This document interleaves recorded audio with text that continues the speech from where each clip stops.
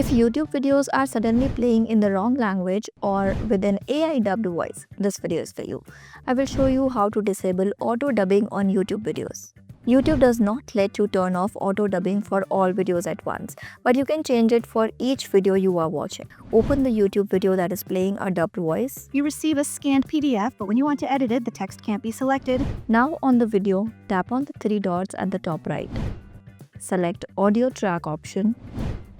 Choose original. It may say original next to the language. Once you do this, the video will play using the original audio and language. File size इतनी ज़्यादा बड़ी रहती है कि ना upload हो. If you are a YouTube creator and don't want your videos to be auto dubbed, follow these steps. Go to YouTube and click on profile picture at the top right corner. Select YouTube Studio. In the left menu, click on Settings. Go to Channels. Open Advanced Settings. Scroll down to Automatic Dubbing. Here, uncheck Allow Automatic Dubbing option.